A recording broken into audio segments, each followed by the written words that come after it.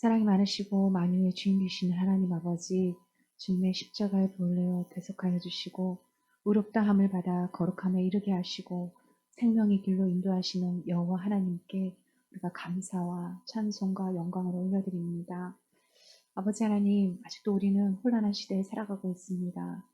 주님, 이 환란 가운데 우리의 인생이 너무 힘들어하지 않도록 인도하시며 너무 두렵지 않도록, 또 우리의 심령이 너무 메마르지 않도록 인도하여 주시옵소서.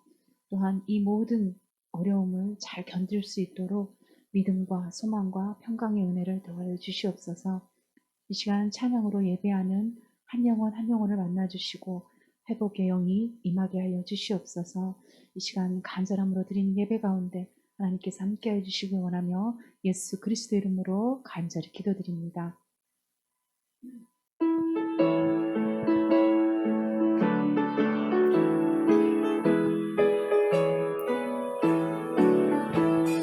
죄에서 자유를 얻게 하는 보혈의 능력, 주의 보혈, 시험을 이기는 승리되니 참 놀라운 능력이로다. 주의 보혈 능력 있도다. 주의 피 믿어. 주의 보혈 그 어린 양의 매우 귀중한 피로다. 육체의 정욕을 이기림은 보혈의 능력, 주의 보혈, 정결한 마음을 얻게 하니 참 놀라운 능력이로다. 주의 보혈 능력 있도다. 주의 피 믿어. 주의 보혈 그 어린 양의 매우 귀중한 피로다. 눈보다 더 희게 밝히는 것 보혈의 능력, 주의 보혈, 무정한 모든 것 밝히시니 참 놀라운 능력이로다. 주의 보혈, 주의 보혈 능력 있도다. 주의 피 믿어. 주의 보혈 그 어린 양의 매우 귀중한 피로다. 구주의 복음을 전할 제목 보혈의 능력, 주의 보혈, 날마다 나에게 찬송 주니 참 놀라운 능력이로다. 주의 보혈 능력 있도다. 주의 피 믿어. 주의 보혈 그 어린 양의 매우 귀중한 피로다. 주의 보혈, 주의 보혈 능력 있도다. 주의 피 믿어. 주의 보혈 그 어린 양의 매우 귀중한 피로다. 구주의 십자가, 구주의 십자가 보혈로 죄 씻음 받기를 원하네. 내 죄를 씻으신 주 이름 찬송합시다. 찬송합시다. 찬송합시다. 내 죄를 씻으신 주 이름 찬송합시다. 죄악을 속하여 주신 주 내 속에 들어와 계시네. 십자가 앞에서 주 이름 찬송합시다. 찬송합시다. 찬송합시다. 내 죄를 씻으신 주 이름 찬송합시다. 주 앞에 흐르는 생명수 날 씻어 정하게 하시네. 내 찬송을 다하여 찬송합시다. 찬송합시다. 찬송합시다. 내 죄를 씻으신 주 이름 찬송합시다. 내 주께 회개한 양심은 생명수 가운데 젖었네. 흠없고 순전한 주 이름 찬송합시다. 찬송합시다.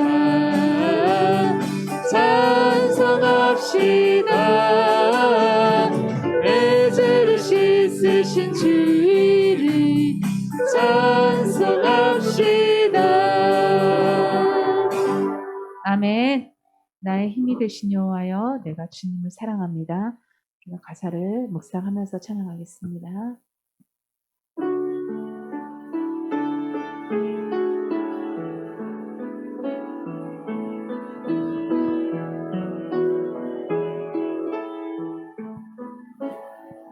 나의 힘이 되신 여호와여,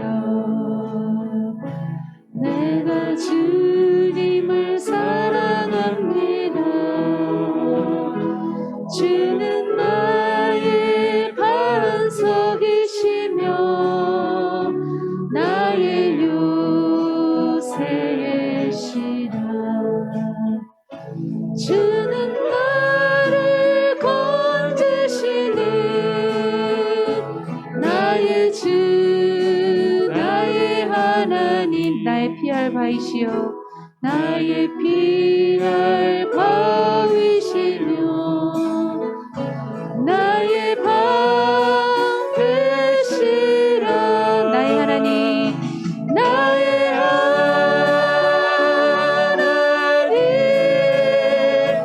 나의 하나님, 구원의 뿌리시여, 구원의 뿌리시여, 나의 산성이라, 나의 산성이라. 나의 하나님, 나의 하나님,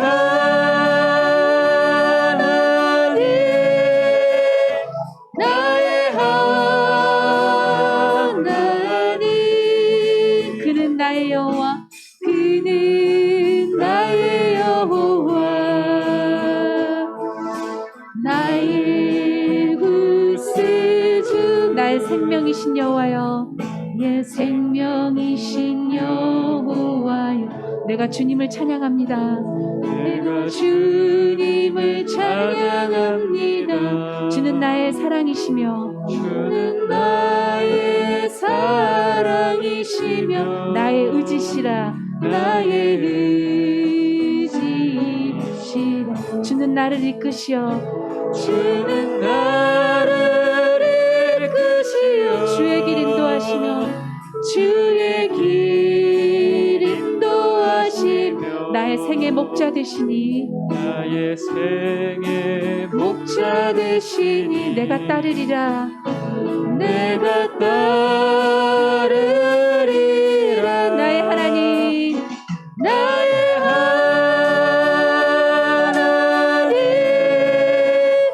나의 하나님. 생명의 면류관으로, 생명의 면류관으로 내게 씌우소서, 내게 씌우소서. 나의 하나님, 나의 하나님, 나의 하나님,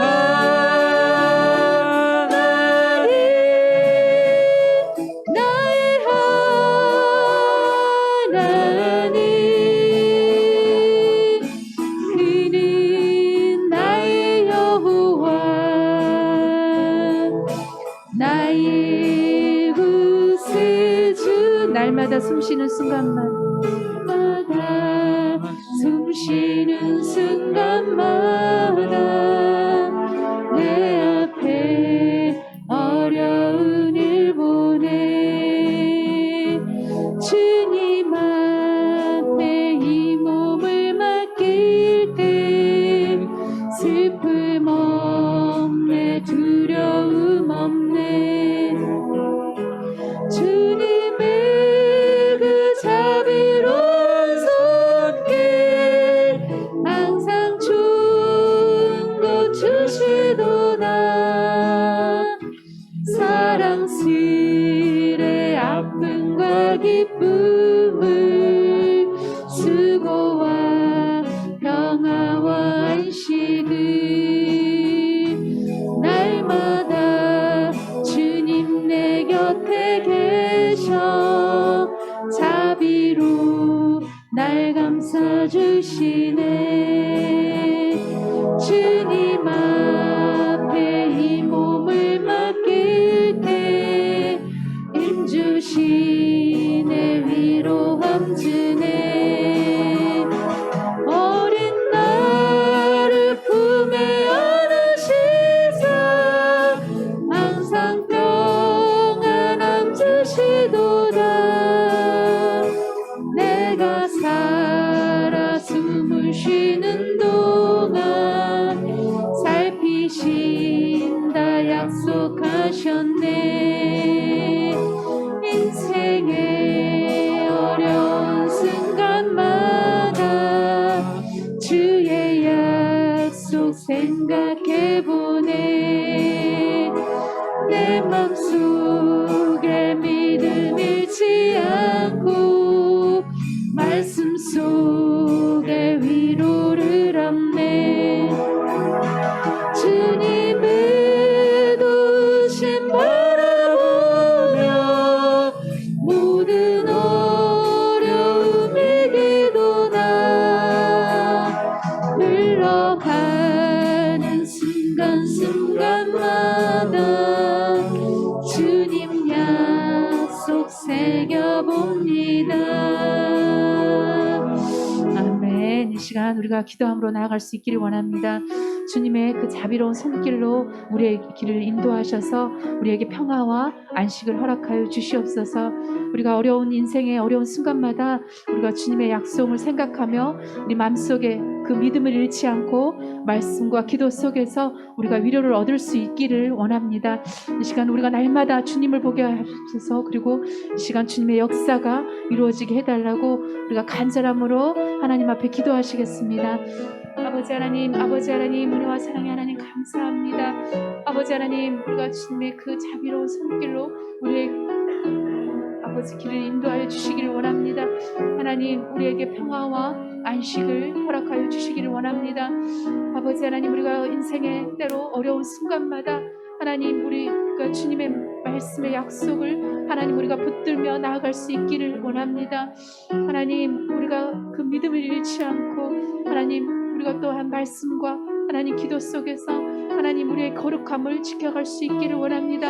우리의 힘으로 할 수 없음을 고백합니다. 주님께서 성령 가운데 임하셔서 하나님 우리가 삶 가운데 거룩함으로 하나님 그리스도의 본이 될 수 있도록 주여 인도하여 주시옵소서.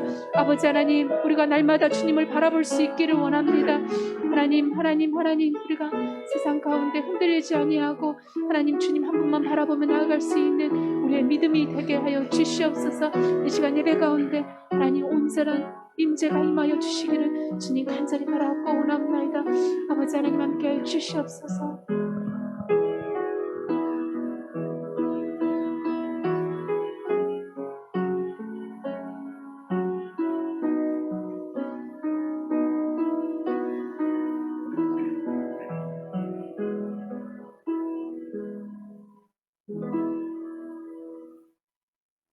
복 있는 사람은 악인의 꾀를 따르지 아니하며 죄인들의 길에 서지 아니하며 오만한 자들의 자리에 앉지 아니하고 오직 여호와의 율법을 즐거워하여 그의 율법을 주야로 묵상하는도다.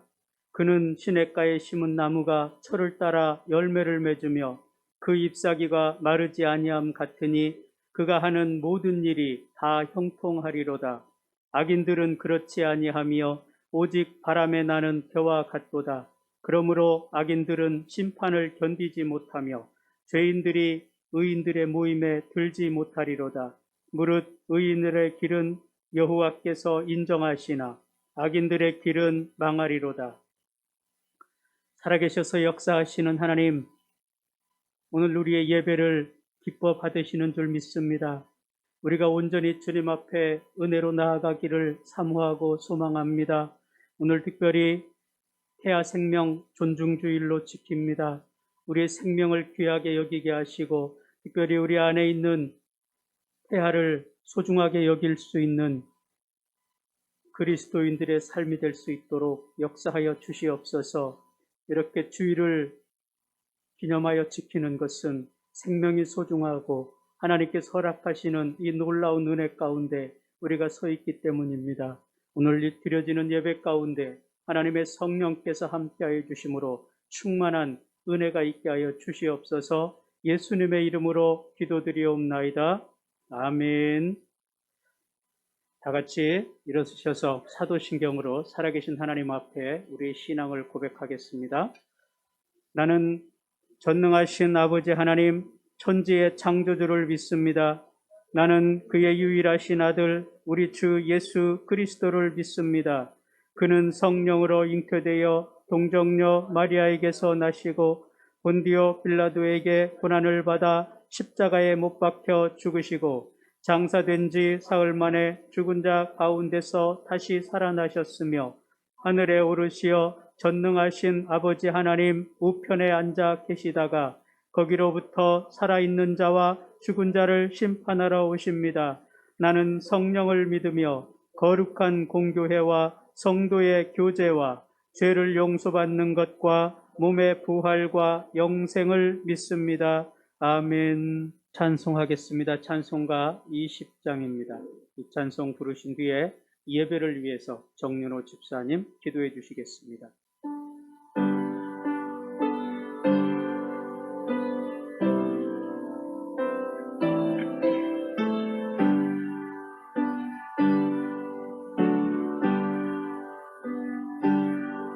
큰 영광 중에 계신 주 나 찬송합니다.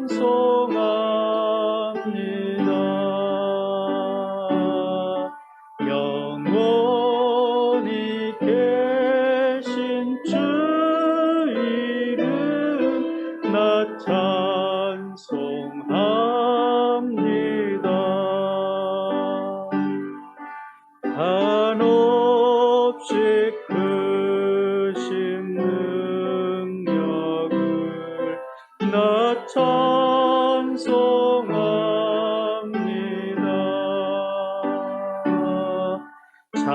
참되고 미쁜 그 언약 나 찬송합니다.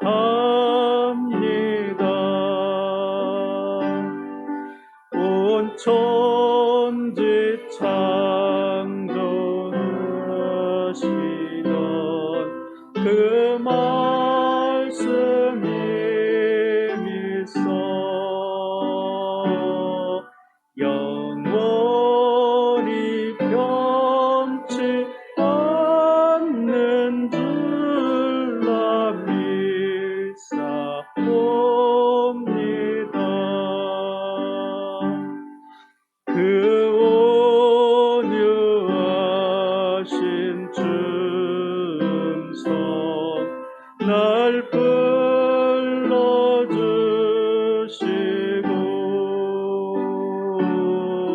그 품에 품어 주시니 나 찬송합니다.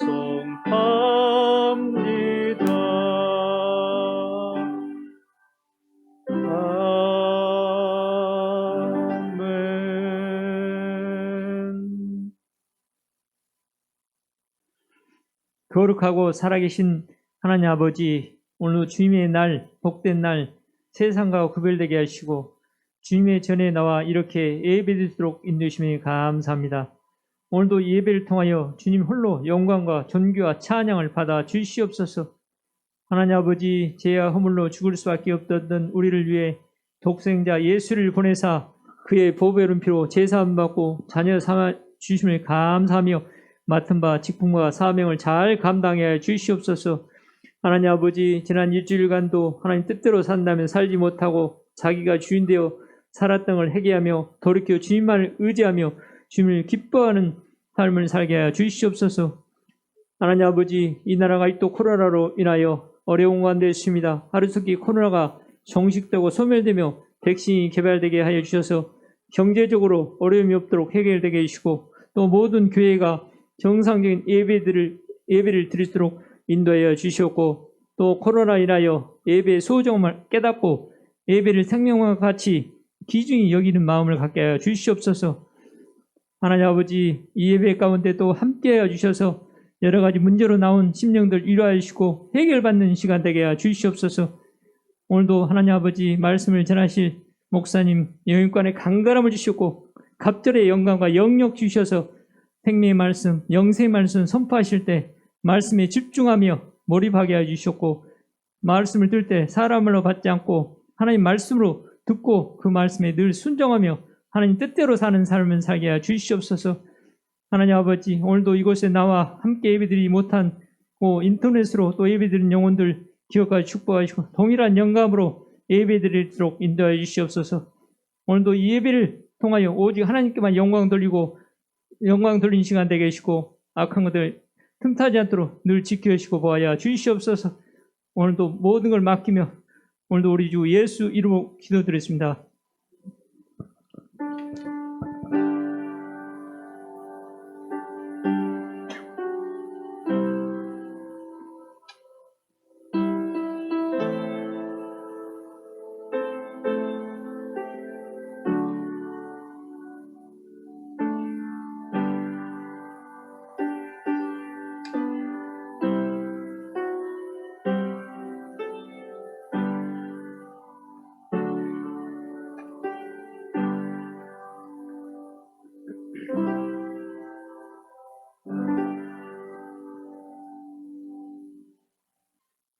광고 말씀드리겠습니다.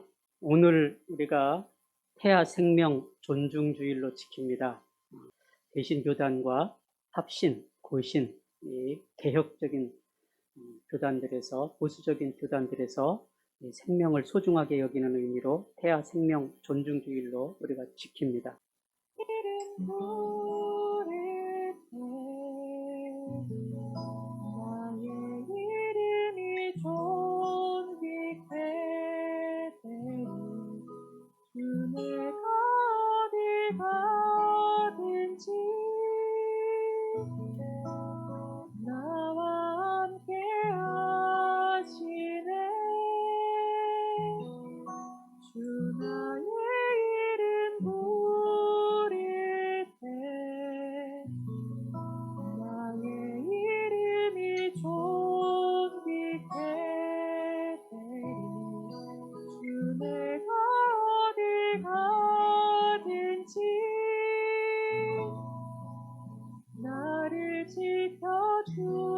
지켜주시네.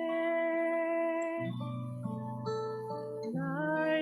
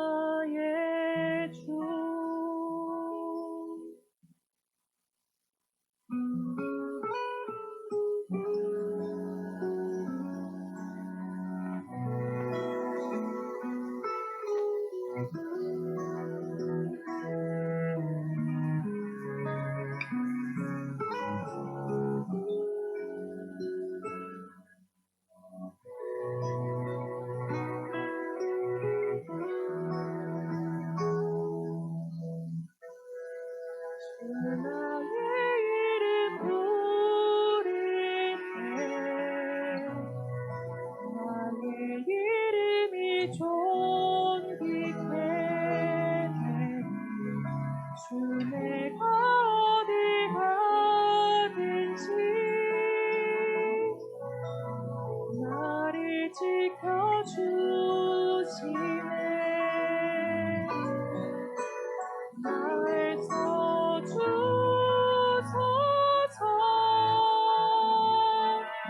날 받으소서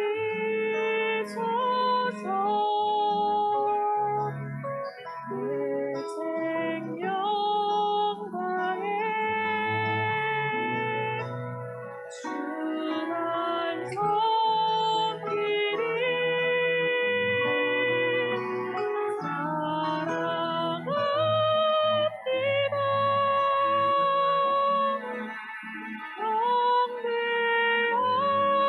경배합니다. 내 생명 되시 나의 주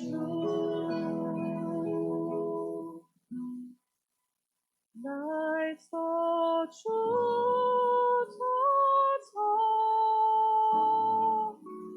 날 받으소서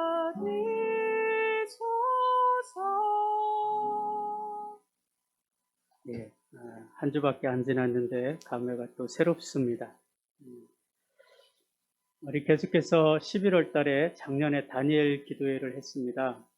그래서 올해는 금요일 날만 하기로 했습니다. 그래서 지난주 금요일에 첫 번째 시간 가졌고요. 그 다음에 이번 주하고 다음 주 3시간 우리 금요 예배 때 우리 다니엘 기도회 우리 함께 합니다. 우리 같이 참여해 주시고, 그리고 매일 8시부터 10시까지 다니엘 기도회가 진행 중에 있습니다. 여러분 인터넷 통해서 참여를 해 주시기를 바랍니다.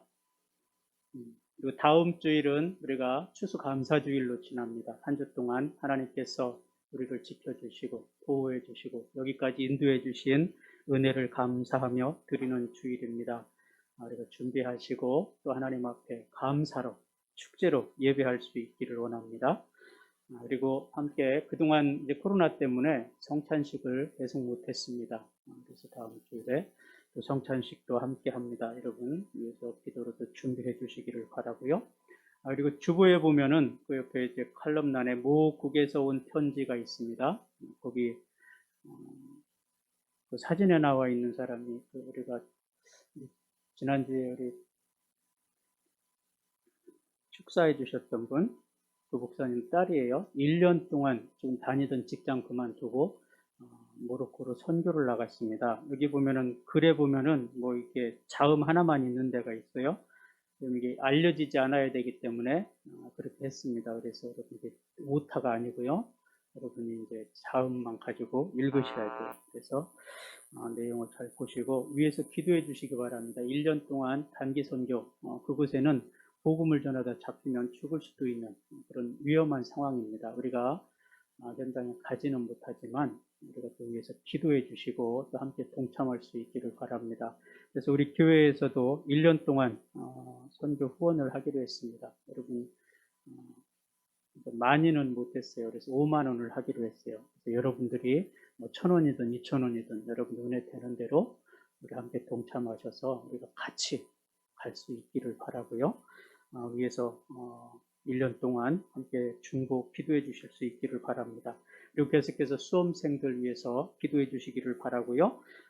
이번 주 111 기도입니다. 감사가 넘치는 교회와 가정이 될 수 있게 하셔서 우리가 한 주 동안 감사의 기도를 하나님 앞에 드리고, 여러분이 한 해 동안 하나님께서 우리에게 허락하신 이 감사 내용들을 좀 여러분 생각해 오시기 바랍니다. 그래서 다음 주에 우리가 감사를 나누는 시간을 가질 것입니다. 그래서 나는 한 해 동안 이것이 감사했습니다.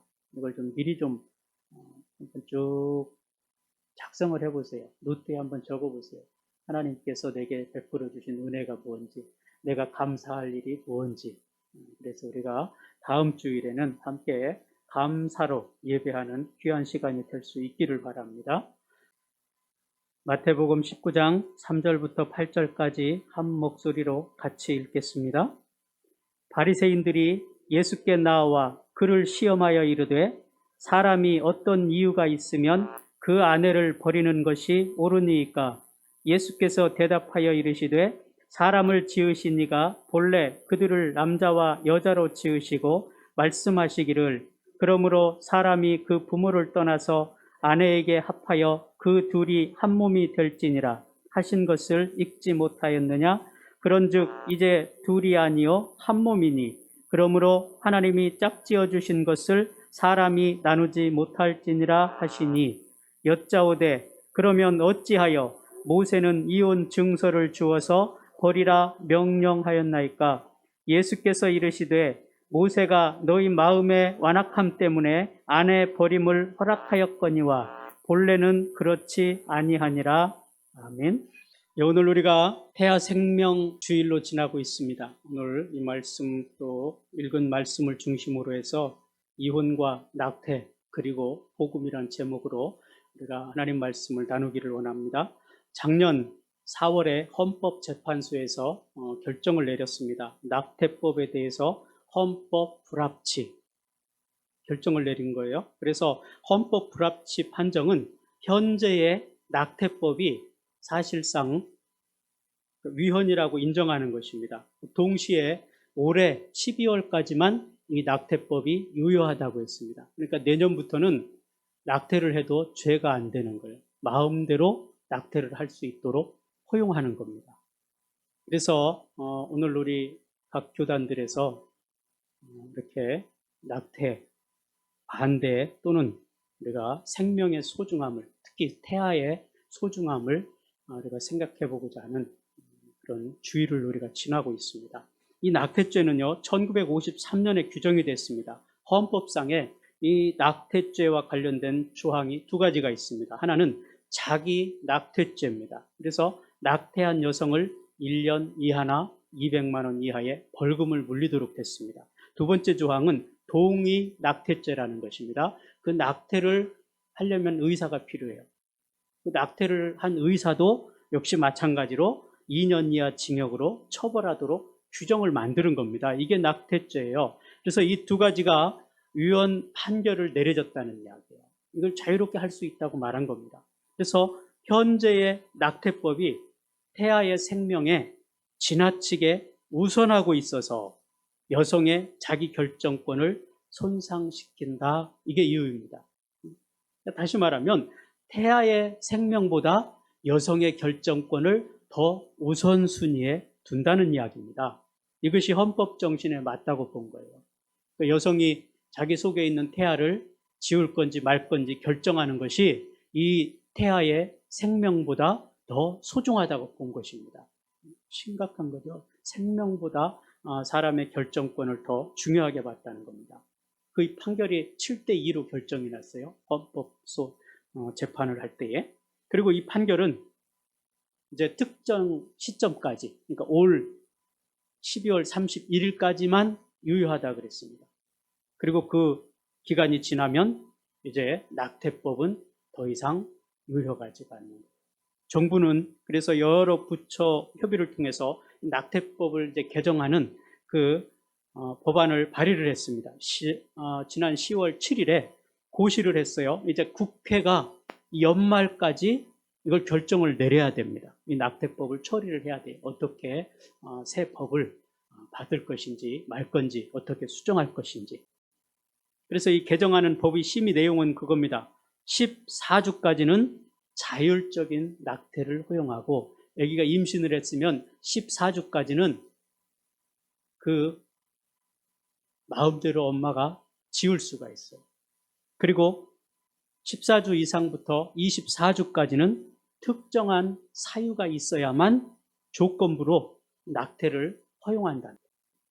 여기에는요, 그나마라도 낙태죄라는 규정이 있습니다. 그 조건이 있어요. 그래서 여당의 일부 의원들하고 여성계에서는 이 낙태죄 자체를 폐지해야 된다는 거예요. 여성들이 마음대로 자기 결정권을 가질 수 있도록 해주라는 거죠. 그래서 여성의 자율에 맡겨서 낙태를 하든지 말든지 결정을 하도록 해주라는 게 일부 여성계의 주장입니다. 그러나 오늘 우리는 기독교적인 입장에서 성경은 그러면 이 낙태에 대해서 뭐라고 보고 있는가? 이 부분입니다. 오늘 우리 그리스도인으로서 세상을 살아가는데 우리가 세상을 살아가면서 어떤 자세를 취하고 어떤 사고방식을 가지고 어떤 성경적인 가치관을 가지고 살아가야 되는가, 이 부분이 굉장히 중요합니다. 아무 생각 없이 살아가면요 그냥 끌려다니는 거예요. 지난 세월 동안 교회가 어쩌면 세상의 이런 법들에 의해서 많이 끌려다녔습니다. 그래서 낙태에 대해서 별로 소중하게 생각하지 않았던 때가 있었습니다.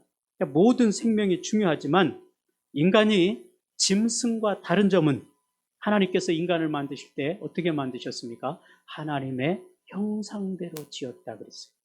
하나님의 형상으로 지음받은 모든 생명은 인간이 스스로 죽일 권리가 없다는 겁니다.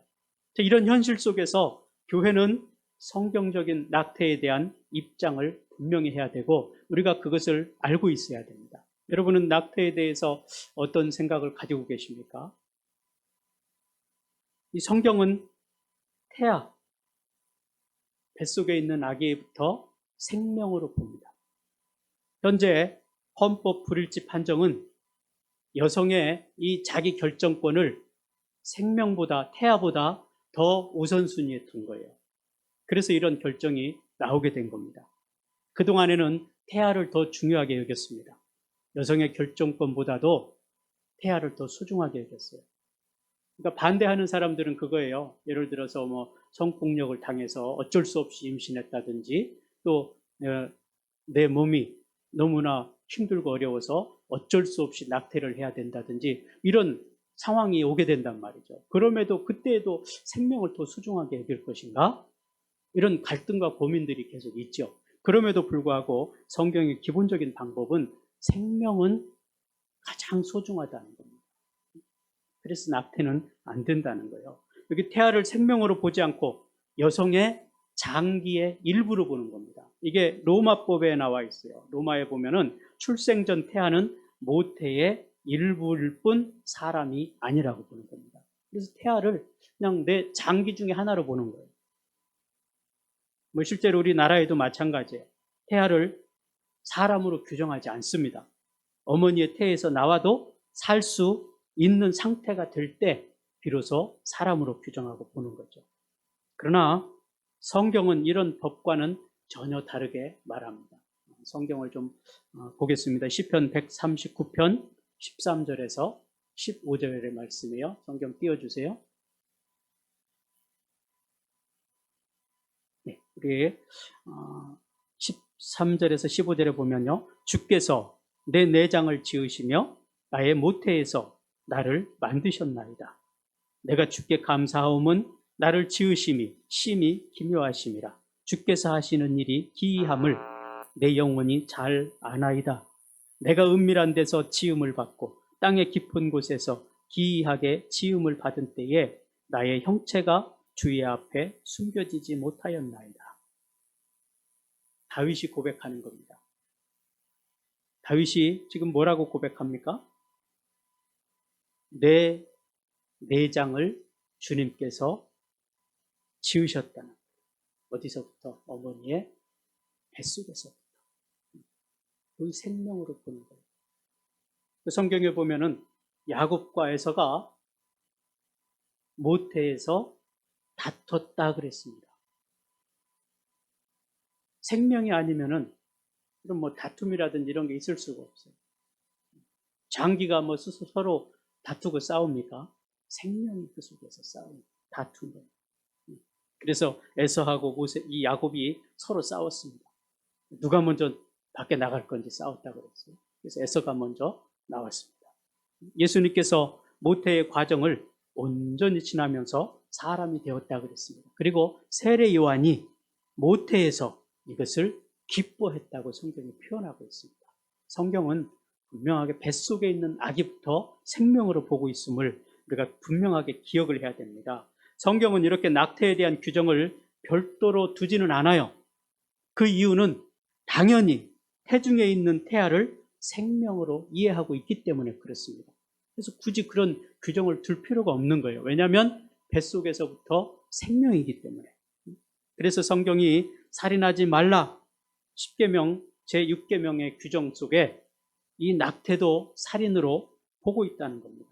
그래서 태아의 생명이 여성의 자기 결정권보다도 우선된다고 보는 겁니다. 그래서 우리가 어떻게든 이유가 어떻든지 임신했을 때 그 생명을 함부로 해서는 안 된다. 생명이라는 게 그때부터. 그래서 여성의 자기 결정권과 남성의 책임 문제도 분명히 존중이 되어야 됩니다.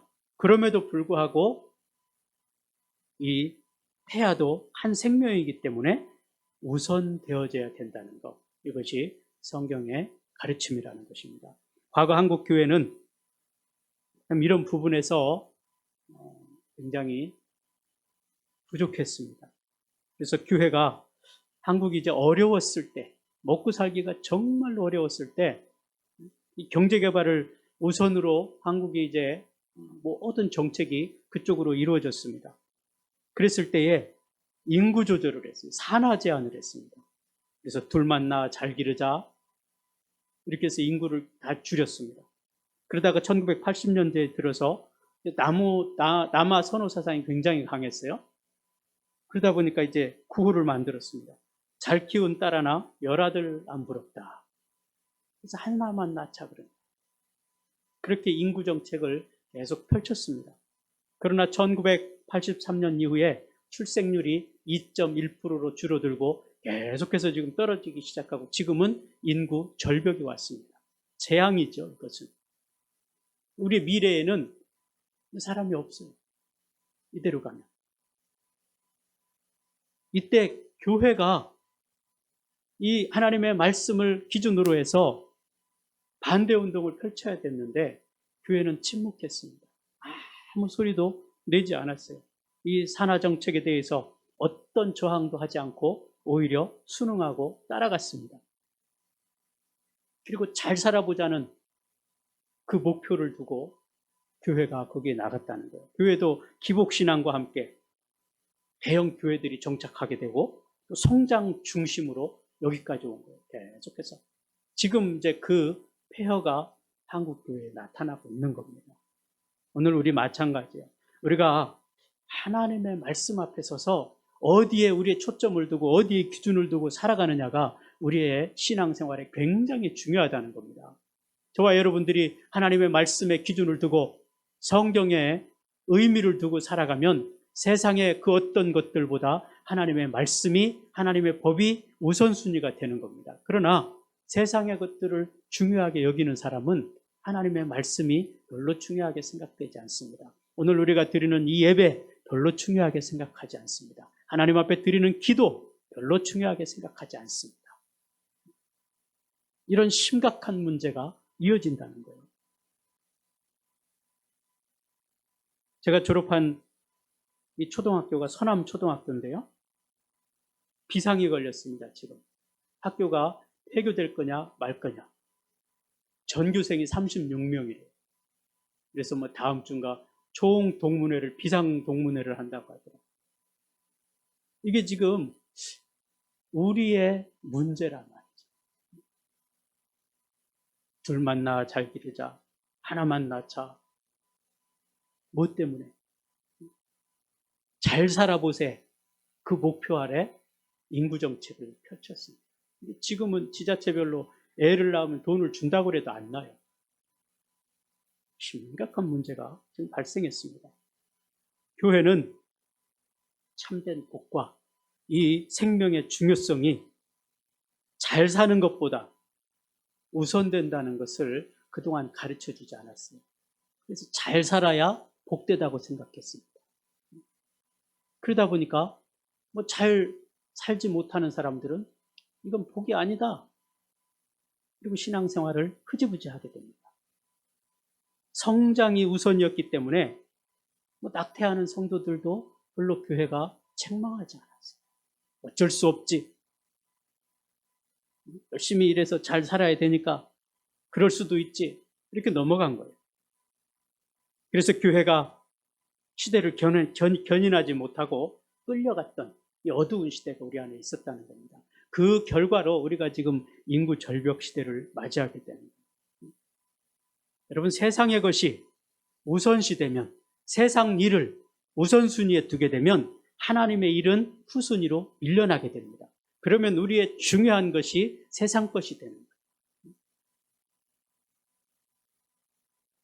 우리가 지난 주일에 임직식을 은혜롭게 마쳤습니다.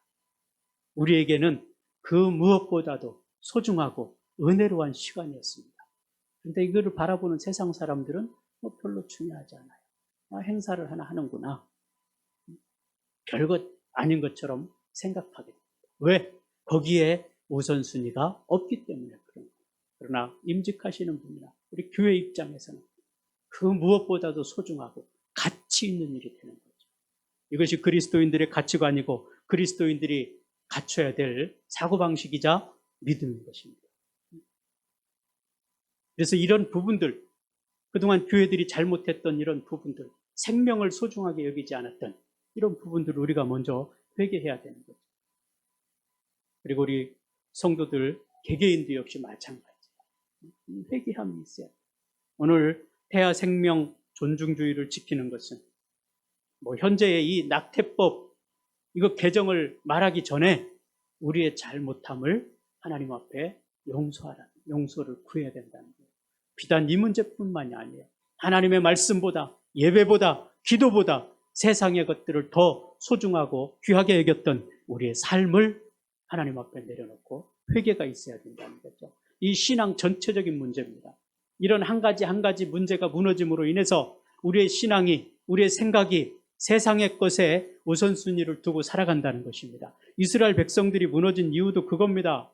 처음부터 완전히 다 그렇게 된 게 아니에요. 하나 무너지다 보니까 전체적으로 무너지게 되는 겁니다. 오늘 우리의 신앙생활도 역시 마찬가지라는 거예요. 교회가 이 생명의 복음을 가르치지 못했고 시대를 분별하지 못했던 이 어리석음을 회개해야 됩니다. 또 크리스찬 부모가 참된 믿음을, 신앙을 자녀들에게 가르쳐주지 못해서 오늘날 자녀들이 세상을 향해 나아가고 있는 이 모습을 우리가 먼저 회개해야 된다는 것이죠. 그래서 우리 성도들이 무지하게 태아의 생명을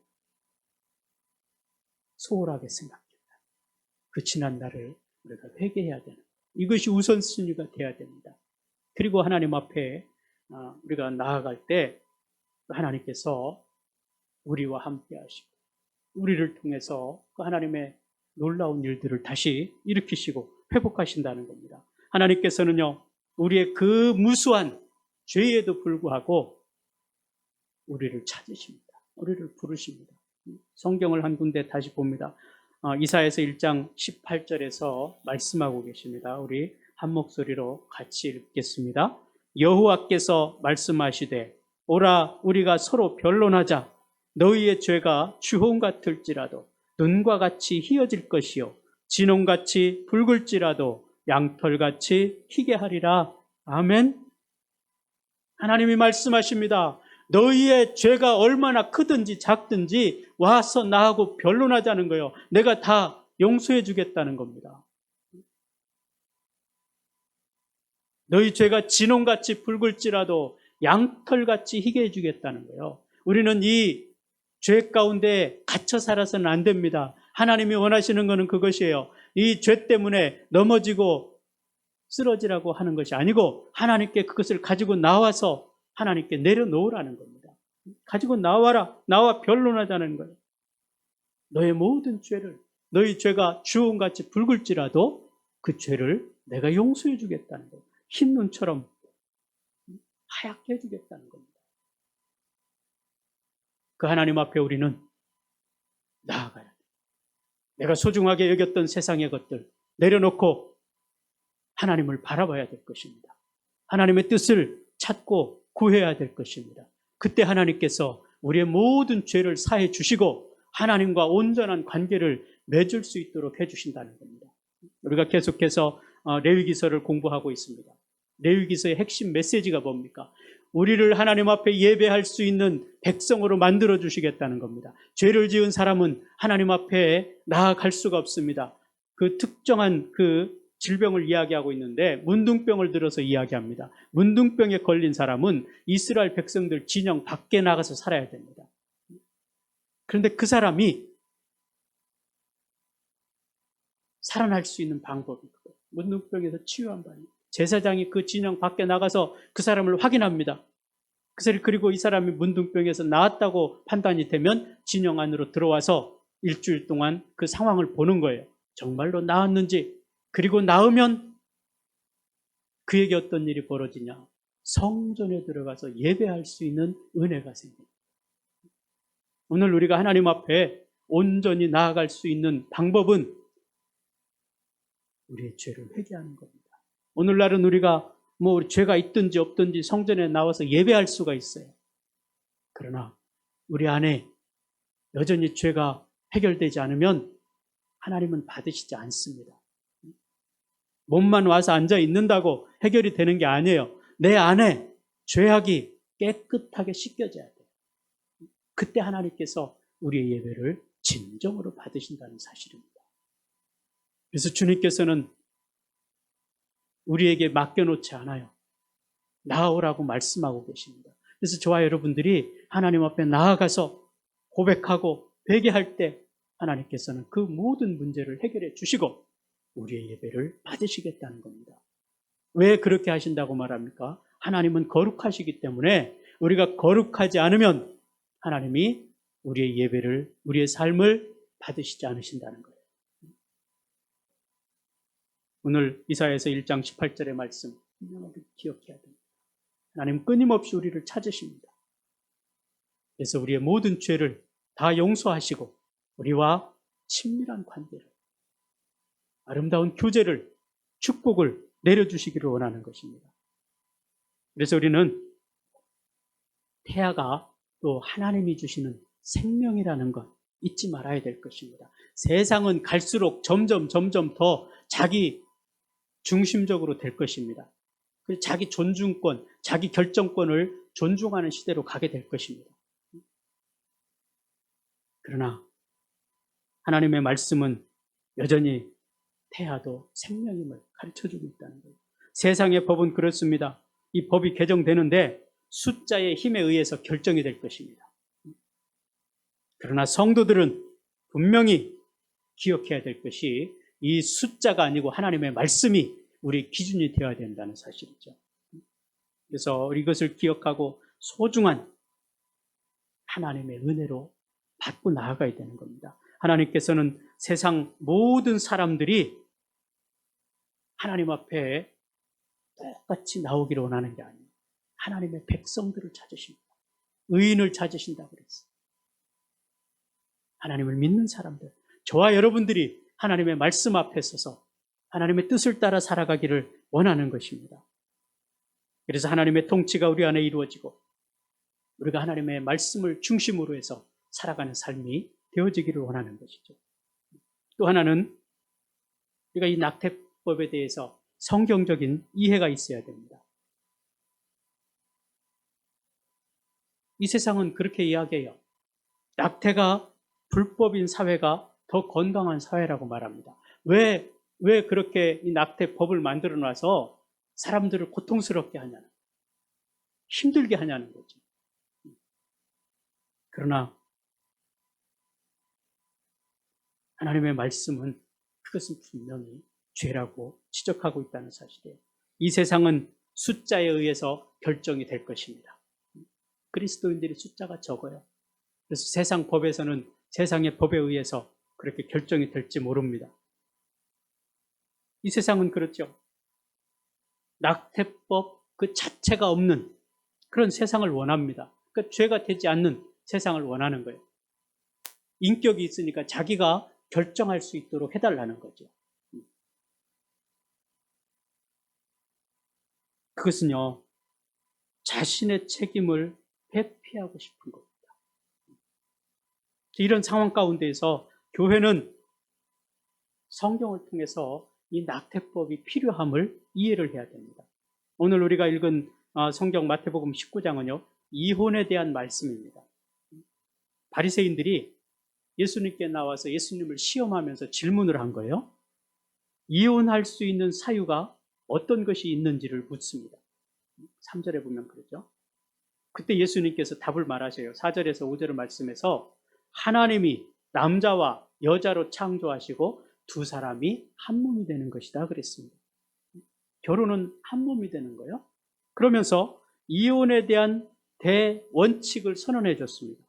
6절에 보면 이제 둘이 하니요 한 몸이니 그러므로 하나님이 짝지어 주신 것을 사람이 나누지 못할지니라. 성경은 근본적으로 이혼은 불가하다는 것이 대원칙입니다. 이런 선언을 이제 예수님께서 말씀하시니까 바리새인들이 뭐라고 말합니까? 모세의 율법에는 이혼 증서를 주어서 이혼을 하도록 규정하고 있다. 그것은 예수님 당신이 이해하는 이혼과 모세의 율법과 다르지 않느냐. 그때 예수님께서 8절 말씀에서 그렇게 이야기해요. 너희 마음의 완악함 때문에 허락된 것이지 본래는 허락되지 않았다 말씀합니다. 원칙은 하지 말아야 되는 것인데 인간들이 타락하고 부패하다 보니까 그것들이 그렇게 받아들여지게 된 것이라는 거예요. 이게 성경에 주장하는 메시지입니다. 인간의 악함을 반영한 현실적인 선택이라는 거예요. 그래서 아내를 버리게 되면 이혼 증서를 써서 보내주라는 겁니다. 거기에는 여인을 보호하는 차원도 있습니다. 그래서 이혼 증서를 줘서 이혼하라는 이 모세법 규정은 원래 이혼이 잘못된 것임을 반영하고 있다는 거예요. 이혼을 합법적으로 그렇게 하도록 허락해 준 그런 차원이 아니고 그것이 안 된다는 것을 말해주고 있는 겁니다. 법 규정은 최저선을 이야기해 주는 겁니다. 마지노선이죠. 예를 들면 그거예요. 성경에 보면 보복법이 있습니다. 눈에는 눈, 이에는 이. 상대방이 내 눈을 상하게 했어요. 그러면 그 사람의 눈만 상하게 하라는 거예요. 화가 나가지고 그 사람을 죽인다든지 이거는 안 된다고 분명히 정해주고 있습니다. 이런 규정은요, 보복하지 말고 용서하라는 그 메시지를 담고 있습니다. 그래서 이 보복법을 예수님께서 용서의 법이나 이웃사랑의 법으로 산상수훈에서 적용해주고 계시는 것을 보게 됩니다. 그래서 예수님께서 실제적으로 그러죠. 현장에서 가늠한 여인을 사람들이 데리고 왔습니다. 그리고 예수님을 시험하려고 그런 거예요. 예수님, 이 사람이 현장에서 가늠하다 잡혀왔는데 모세 율법에 의하면 돌로 쳐서 그 자리에서 죽이라고 했습니다. 당신은 어떻게 하겠습니까? 그때 예수님이 뭐라고 판결을 내리십니까? 당신들 중에, 여러분들 중에 죄가 없는 사람이 먼저 돌로 치십시오. 그때 그 누구도 이 여인에게 돌을 던지는 사람이 없었습니다. 어른들로부터 시작해서 다 돌아갔다고 했어요. 다 죄가 있어요. 보복법에 의하면 돌로 쳐서 그 자리에서 죽여야 돼요. 근데 성경이 정말로 그것을 원하고 그렇게 규정을 하셨을까? 최저선을 말씀하신 것입니다. 용서하라는 것. 이것을 예수님께서 산상수훈을 통해서 이런 현장에서 잡혀온 여인의 그 사례를 통해서 용서하라는 것을 가르쳐 주신 것입니다. 왜? 나도 그와 같은 죄인이기 때문에 그렇습니다. 우리가 이제 운전을 하다 보면 그래요. 끼어들기도 하고 그렇기도 하죠. 근데 어떤 사람들은 그걸 참지를 못하고 길에다 차를 세워놓고 내려가지고 왜 그랬냐고 소리 지릅니다. 그러면 그 사람은 그러지 않을까? 자기도 그런 상황이면 그렇게 한다. 그래서 성경은 내가 눈을 상해를 입었으면 그 사람의 눈만 상해를 입히라. 이게 법이에요. 근데 왜 그 법을 주셨는가? 반드시 가서 상해를 입히라고 하는 것이 아니고 용서하라는 거예요. 그 이상 하지 말라는 거예요. 화난다고 해서 눈을 2개를 뽑아버리면 안 된다고 말하는 겁니다. 마지노선을 정해준 거예요. 결국은 예수님께서 그걸 완성을 해주셨는데 용서하라는 겁니다. 그래서 오늘 여기 이혼 증서라는 장애물을 두어서 이혼을 막으려는 뜻이 담겨 있다는 사실을 우리가 기억해야 됩니다. 또 현실적으로 합법적인 이혼을 허용하기도 하는 거죠. 그래서 이것을 우리가 낙태에 적용해 봅니다. 낙태가 지금 이미 만연해 있어요.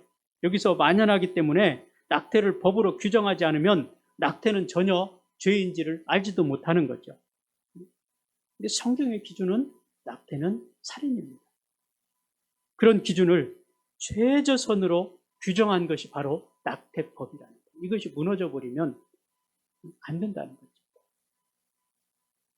그래서 지금 이 개정될 이 낙태법이 기독교의 가치를 만족시켜 주지는 못할 것입니다. 그러나 이 기독교 의사들 중심으로 해서 최선을 다해서 지금 이걸 저지하려고 하고 있어요. 그럼 교회는 이것을 위해서 기도해야 돼요. 하나님이 우리에게 허락하시는 이 생명, 한 생명이 소중하기 때문에 이 생명을 소중하게 여기지 않아서 세계가 지금 인구 절벽에 접어들었습니다. 지금이라도 우리가 하나님 앞에 간절함으로 기도함으로 나아가야 될 것이고, 성경이 우리에게 요구하시고 계시는 그 모습이 무엇인지를 우리가 깨달아야 될 것입니다. 이것이 비단 낙태의 문제만은 아닐 것입니다. 우리의 삶 전반적으로 역시 마찬가지입니다. 우리가 어디에 초점을 두고 살아가고 있는지, 무엇에 관심을 두고 살아가고 있는지 우리 자신을 돌아보아야 될 것이고, 그래서 하나님의 말씀에서 벗어난 내 삶의 모습은 우리가 과감하게 정리하고 하나님 앞에 내려놔야 될 것이고, 그동안 하나님 앞에 온전하게 서지 못했던 우리의 삶의 모습, 우리의 예배, 자세, 우리의 기도의 모습, 우리의 삶의 현장 속에서 하나님이 기뻐하지 않는 삶을 살았다면 이 시간 우리가 하나님 앞에 내려놓고 회개해야 될 것입니다. 그리고 내가 하나님의 말씀을 기준으로 우리의 삶을 살아가야 될 것임을 선포하고, 스스로에게 선포하고 그 말씀을 따라 살아갈 것을 다짐하고 나아가야 될 것입니다. 저와 여러분 속에서 이 귀한 시간이 오늘 되어지기를 바라고, 세상에 그저 휩쓸려 살아갈 것이 아니라 하나님의 말씀을 중심으로 우리의 삶이 성경으로 돌아가서 하나님이 기뻐하는 삶을 살므로 인해서 하나님이 우리에게 주시고자 하는 그 놀라운 축복들을 받아 누리며 살아갈 수 있는 저와 여러분이 되기를 주님의 이름으로 축복합니다.